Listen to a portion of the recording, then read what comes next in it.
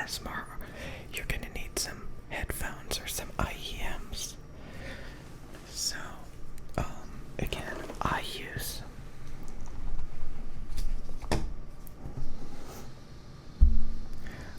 the Samsung Galaxy Buds Pros for IEMs to listen to audio. It's got a very good high quality treble that's very bright and clear. It's got good bass. It's tuned exceptionally well to sound like real life. It's not shouty, it's not dark, it's not veiled, it's not thin. It's very V-shaped, it's fun, it's dynamic, it's clear, it's got good bass impact. It sounds like how things should sound. They're really good. Really good. Really good. Highly recommend these for listening to audio, even if you have nothing but Apple products and you can't use the software. These still sound amazing. Better than Apple equivalents. So, very good, very good, very good. Now, when it comes to headphones, we have a wide selection of headphones, professional, if you want to call them that, professional headphones. So, we can see there's a overwhelming abundance of headphones on the market. And this particular one costs $1,800. And honestly, it doesn't sound very good. These days we have something called frequency response measurements. And this can show us how a headphone sounds. It can show us all of the tonality problems, how much bass it has, how much treble it has, the mids. We can actually see the sound of this headphone. And if we look down here, we have a wide selection of headphones. Just like over here, we have a wide selection of headphones, but these are just pictures of the headphones. What if we knew how they sounded without even listening to them? That's where frequency responses come in. So, I just wanted to go over with you the reason why I used the Biodynamic DT990 250 ohm, and the reason why you should too. So let me put them back on.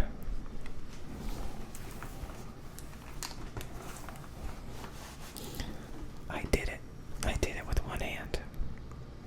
So, this headphone, let me see. This headphone is the Biodynamic DT250. There's no reason why anybody should even consider this headphone. It's very uncommon. This is the Biodynamic DT770 with fresh ear pads. We can see the headphone target in light blue. It's very smooth, that light blue line. It's very smooth. We can see the yellow line, which is how the headphone measures. It's got some defects. It's got this peak right here at about 130 hertz. It's got this cut right here at 190, a 90 hertz, 100 to 90 hertz. It's got this 200 hertz dip. So it's really messed up here. It's kind of lumpy and deteriorated and funky. And then when we get into the highs, we can see this huge 4 kilohertz cut. That's very bad. We can see it kind of peaks out around here. And then the treble it's below the line, and not the treble in air. High treble in air. It's below the line. And it's kind of, so we got some lumps. We got this huge cut. These are all tonality problems that are actually very easy to hear. So we're looking for a very smooth line, like the light blue, for the optimum sound. Here's the Biodynamic DT770s with worn pads, fresh, worn. We can see it gets a little bit better in some ways, a little bit worse in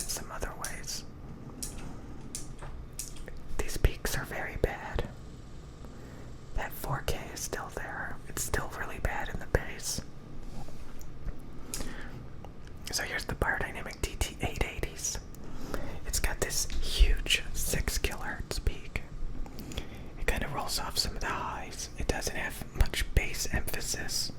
It's a little bit warm. So this is kind of warm. It's got this huge 6K fatigue peak that's very piercing. So we can just keep going. Okay, so this is it with worn pads. So we can see when it gets thinner in the bass over time. It drops down. In the highs we can see this kind of droops down, all of this. Okay, let's go to a different headphone. Okay, so this is the Biodynamic DT990s. This is what I use. We can see it's very harsh in the treble. It's got these peaks. But once the pads wear in, it smooths out. So this is very smooth throughout the response. These are the headphones that I recommend using. We can switch back and forth between fresh and worn pads. So as the pads compress, they kill all of the resonant peaks. So it's a lot smoother in the treble, a lot less harsh and fatiguing over time. So some headphones can really change and sound over time. So this is really close to the target. It's very smooth throughout the entire response. It's very V-shaped. It's got bass. It's got treble. It's got a high mid scoop for a wide soundstage. It's very bright and clear with this treble. The cat's trying to get in. We almost have enough sub bass. It kind of rolls off. Okay, so it's very wide soundstage. So this is the DT1770 headphones. These are really expensive. And we can see it scoops down way too much here. We can see it peaks out way too much right here, and then on either side it's pulled down way too much. So we got a lot of energy here. It's got good bass. It's kind of wavy, but it's got a lot of bass. But it's overly wide. It doesn't have good treble and air extension. So, okay, this one is the Biodynamic DT1990. We can see it's using analytical pads. Analytical pads means it's not balanced. Basically, balanced pads means it has a bass boost. Analytical pads means it doesn't have a bass boost. So that's the reason why it's kind of flat here. It's analytical, it doesn't have a bass boost. But honestly, without a bass boost, it doesn't sound right. Which is the reason why the Target says it should have a bass boost, which basically means balanced. The bass is balanced with the highs. So this particular headphone actually has analytical pads as well as balanced pads. So you can actually add a bass boost by changing the pads.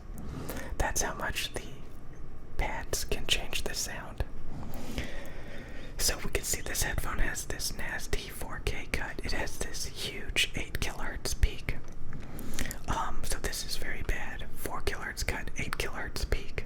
It's got fairly good treble and air extension. It's got this 9-10K cut, which is pretty nasty. So yeah, this region is pretty nasty. And if you watch any reviews for these particular headphones, a lot of people will bring up that 8 kHz peak. They'll say it's very fatiguing. So you might as well buy the cheaper version, the DT990s. The DT990s have more bass, smoother treble. They don't have that 4K cut. So this is a good example of a more expensive headphone actually sounding worse than the cheaper equivalent. This is the Sennheiser HD58X Jubilee. It's got this nasty 5K peak right here, 5.5K peak. It doesn't have enough treble. It doesn't have enough bass. This is what we call a very mid-range focused headphone. It doesn't have much dynamics. It's got this really nasty fatigue. It's got a veil. The treble sounds very dark and veiled. It doesn't have any bass dynamics. This is a very boring headphone that has a nasty 5.5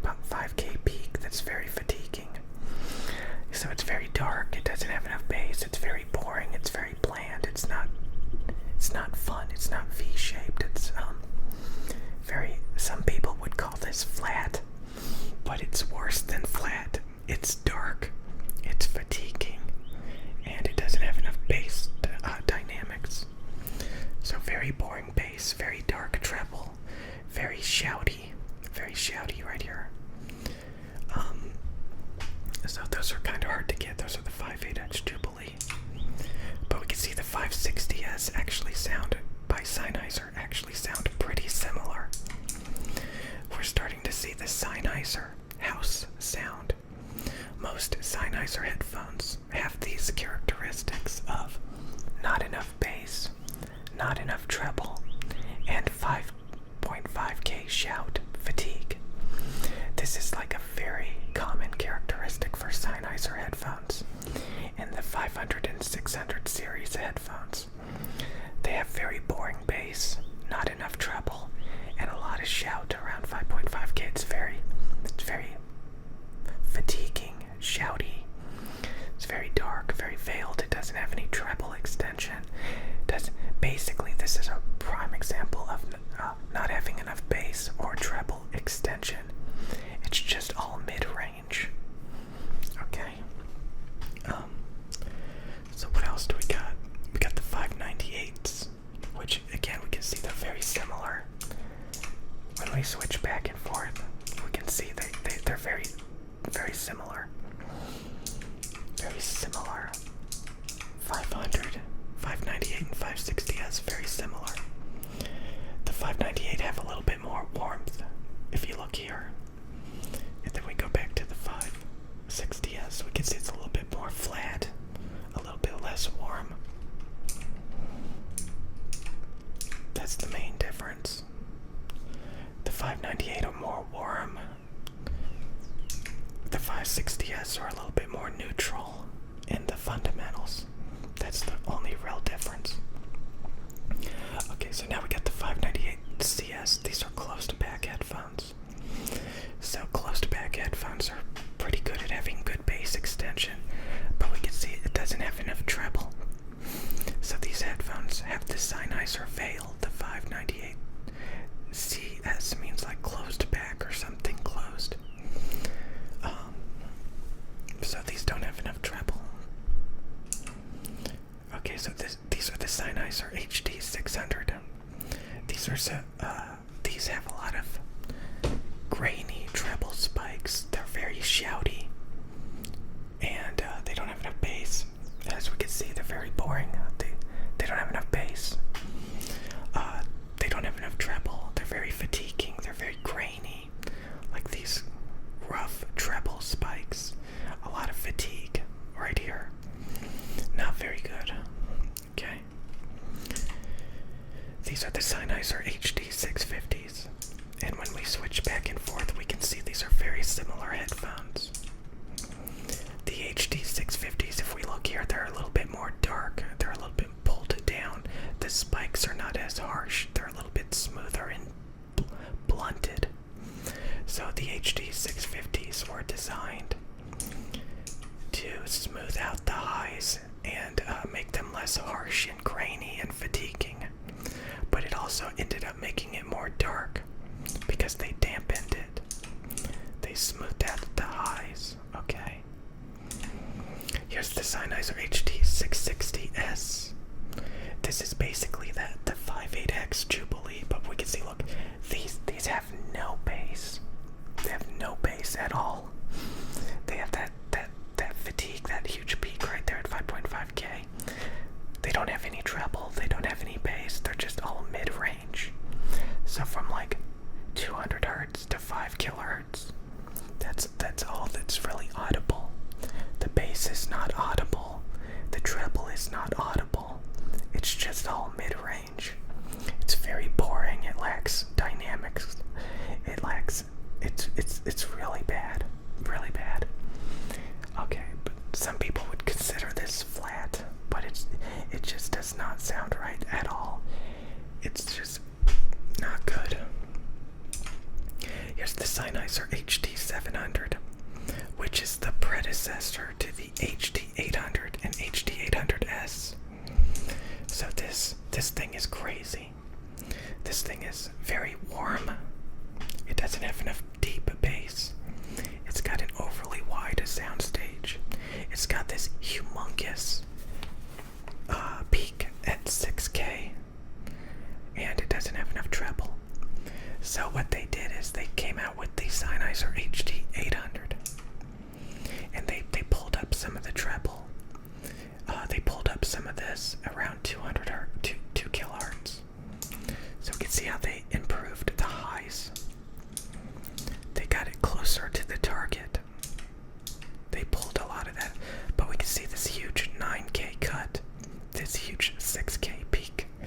It still doesn't have enough bass. Maybe it's a little bit less warm. Let's see. So yeah, then they came out with the HD800S, which is supposed to improve it further. So the HD800S, they tried to get rid of that 6 kilohertz peak because people were complaining. So they tried to get rid of it, that 6K peak. Okay, so you can see how this headphone from the HD700 to the HD800 to the HD800S, they tried to incrementally, and they tried to improve this headphone over time, but they could only do so much. It has a ton of energy right here because it's pulled down on either side, so it has a ton of energy right here. It's got a dark spot in the treble. It doesn't have enough bass. It's got a wide sound stage. It tries to have good treble, but it still has the 6K peak fatigue. It still has that cut. So, yeah, it's really bad. Okay, I accidentally stopped the video. My bad. But here's the 820. This is like the closed back version of the HD800S. And once it goes closed back, instead of open back, we can see it gets a lot more wobbly, a lot more wonky, a lot more lumpy. That's the effect a lot of times of closed back headphones that are not open back. They're very lumpy. So typically open back headphones are a lot smoother throughout the response. They're not so lumpy. But closed back headphones have better deep bass support. They trap in the bass. When you get an open back headphone, it will roll off the bass. Okay. So this is here's the AKG K7XX. Here's the K361, K371. We can see it's got this nasty spot right here. Not enough highs. Almost really good bass extension. Treble, it just has this spot that's bad and it rolls off the highs. Besides that, this would be pretty good if it didn't have these two bad spots up here. Here's the K702, which is a headphone that's known for this 2 kilohertz peak fatigue. It makes it sound very unnatural right here. This peak and this cut, it sounds really unnatural. It doesn't have enough bass. It's got this peak right here, which is pretty bad. A little bit dark in the highs. A little bit harsh. It's pretty harsh in the highs. It's very unnatural and harsh from 1 kilohertz and above. It's just, it doesn't, it's got this peak right here at 2K. It's got this peak right here at like 5K, 5.5K. And, the high frequencies are not very good. So, here's the K712, which try to have a better bass boost. So when we switch back and forth between the K712 and the K702, we can see the K712 have a bass boost, which makes them sound really warm and bloated right here, but they do have good bass extension. Well, this one sounds less warm, but it doesn't have any bass. And we can see it brings this down, so it has a wider sound stage on the K712. The K712 have a wider sound stage. They're warmer and they're bassier than the K702s. The K702s are like not bass boosted. They're not warm. They're kind of more linear. They have less of a sound stage, more that 2K shout peak. So you can see the difference between those headphones. So here we have the Audio-Technica M40X. They lack a deep bass. We can see the M50X. They have more deep bass. They have better bass extension on the M50X. The M40X have less bass extension. So the M50X have better deep bass than the M40X. See that? See how it rolls off? Okay. But a lot of people think the M50X sound really fatiguing in the highs, very artificial on the M50X. And that's the reason why some people say the M40X are actually better, because they're smoother up here on the M40X. While the M50X, it introduces some of this fatigue up here. So it's interesting how it kind of gets shouty and lumpy on the M50X in the highs, while the M40X are a little bit better here. It follows the target a little bit better. So here's the Neumann NDH20s. It's known for having this huge 2.5K scoop. 2.5K scoop. It's got good bass extension on the NDH20s by Neumann. It's got too much energy, around 5K, 4 or 5K. It rolls off the highs. It's got this extreme scoop cut, which is bad. So this is really bad. They did pretty good in the bass, but the highs, really bad. It doesn't have good extension. It has all that you can hear is warm, bassy, and a little bit of 5K, 4 or 5K. There's no high mids in the there's no treble clarity extension. It's just all warm and bassy with the high mids overly scooped out and the treble extension pulled out.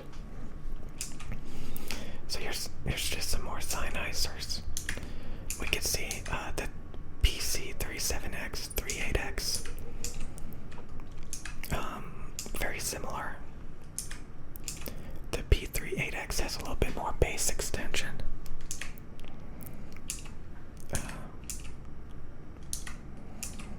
It's a little bit smoother in the highs. Here's the Ship 9500s. These are pretty bright headphones. They got this, they're a little bit deteriorated. So these don't have enough bass. They're quite a bit colored in the highs, but they're very bright and clear for the most part. So they're kind of deteriorated in the highs, but they're very clear and articulate. And they're pretty good. They just don't have enough bass. But besides that, they're very bright and clear. They're pretty good for the price, and that's the reason why these are pretty popular. Okay, these are pretty popular. These are the Biodynamic T1s. They are extremely warm, bloated. They have good deep bass. They have a huge scoop here. They're kind of like the NDH20s, honestly. Except that the Neumann NDH20s are not so bloated and warm. So yeah, these have a lot of energy right here. And then on either side, they are way too scooped out. So basically, if you buy these headphones, all you can hear is warm and really warm, really bassy. And the only thing that you're gonna hear above 1K is this little spot right here. Everything else above 1 kilohertz is pulled down. This is very, very bad, and these are very, very expensive. So it's kind of funny, the more that you pay for headphones, the worse they sound. Here's the T5 3rd generation. Very dark in the highs. Very bassy, very dark. Everything is pulled down way too much. Here's the Philips Fidelio. They're a bit lumpy. They have good bass for the most part. They lack a sub bass. They have no sub bass. They're a little bit deteriorated in the highs. They're not as bright as the Philips Ship 9500s. A little bit darker. So that's it for this video. Like I said, after you look at every headphone on the market, you will really appreciate the Biodynamic DT900 Y90s with Warner pads. They follow the target the best out of all these headphones on the market. But remember, when you first get them, they have fresh pads.